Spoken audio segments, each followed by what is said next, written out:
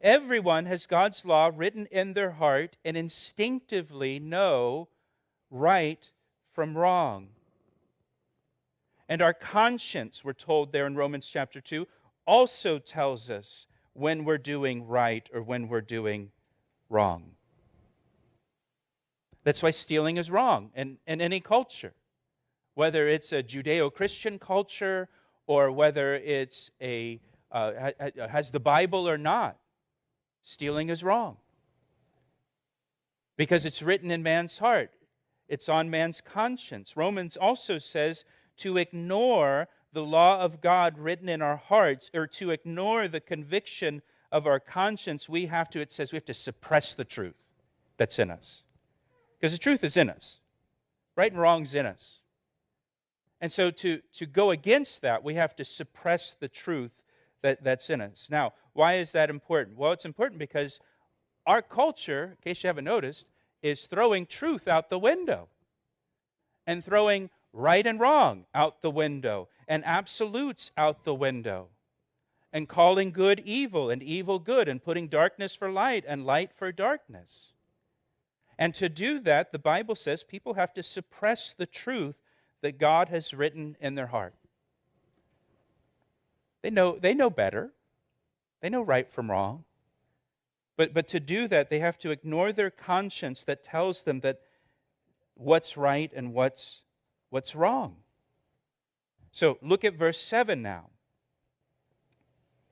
So this steward catches up with them, stops them, says, "Why have you repaid evil for good? You took his cup, his silver cup, his official cup. You took it as a souvenir." And they said to him, verse 7, "Why does my Lord say these words? Far be it from us that your servants should do such a thing. Look, we brought back to you from the land of Canaan the money which we found in the mouth of our sacks. How then could we steal silver and gold from your Lord's house?" Jacob's sons say, "What are you talking about? We would steal his cup. We wouldn't do that. We've already demonstrated that we're honest by bringing back the money that we found in our sacks. We're not thieves. We didn't steal his cup. That's crazy." And the sons of Jacob are so confident of their innocence that in verse 9 they say, "With whomever of your servants it is found, let him die. And we also will be my Lord's slaves." Whoever has the cup, you can put him to death, and the rest of us will become your Lord's slaves. That's how confident they were that they don't have the cup. Just be careful what you say. And he said, verse 10, "Now also let it be according to your words. He with whom it is found shall be my slave, and you shall be blameless." He says here, it's not going to be necessary to kill anyone and enslave the rest of you. Whoever has the cup will be enslaved, and the rest of you will be blameless and free to go. Then each man speedily let down his sack to the ground, and each opened his sack. They quickly unloaded their sacks off their donkeys and opened them up. And this is ridiculous. I can't believe it's searching our bags. And so the stewards searched their bags. And look what it says in verse 12. He began with the oldest and left off with the youngest. So the steward searched their bags, beginning with the oldest, and he went in an age order. Again, this should have seemed odd to the brothers, should have tipped them off that something more is going on here. How does he know the order? He searches all their bags, from the oldest to the youngest. So the suspense is building. He goes through the first bag, the second bag, third bag, so on, and he comes to Benjamin, the youngest. Of course, Benny didn't take the cup. But Benjamin's got the cup. The cup is in Benjamin's sack. "Oh, Benny. Oh, no, Benny. How could you do this, Benny? You took the cup." But look at verse 13. Then they tore their clothes, a sign of mourning. Look what it says. And each man loaded his donkey and went home. It doesn't say that.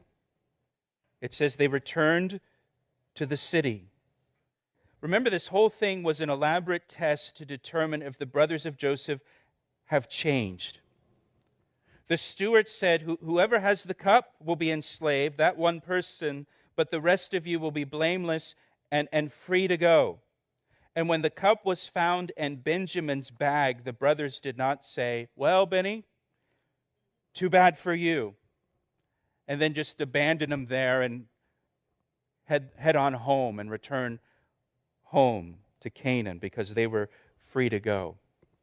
You know, when I was about 11 years old, we were on a snow skiing trip, and I was skiing down the mountain, and I had this amazing wipeout on the hill, and I injured my knee, and I later found out I tore ligaments in my knee. So I'm laying there on the slope, you know, in pain, injured, 11 years old, and somebody stopped to help me, and a couple people stopped, and then they sent for ski patrol, and ski patrol comes out in the snowmobile with the little toboggan on the back of it kind of thing, and they load me into this toboggan to take me to the first aid center, and I'm in pain there. And as they're loading me into the toboggan, my older sister skis up and slows down and looks at me and sees me laying there in this toboggan and then skis away. She just kept on going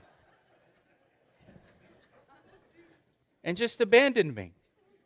And this was before the days of cell phones, right? So I'm in the first aid center, and they're making announcements. With the family of Dan Sexton, please report to the first, you know. And it took forever for my family to show up. Well, here, Joseph's brothers, they don't abandon Benjamin. Look what it says. They tore their clothes. They were grieved for their brother Benjamin. And it says they loaded their donkeys and they returned to the city with their brother Benny. They passed the test. They passed the test. 22 years before this, when they sold their brother Joseph into slavery, they didn't think twice about it. In fact, it says they sat down and ate a meal. And they just abandoned him. Sold him into slavery, and then they went home. And so now, though, now the brothers, they show concern, they show compassion for their brother Benny.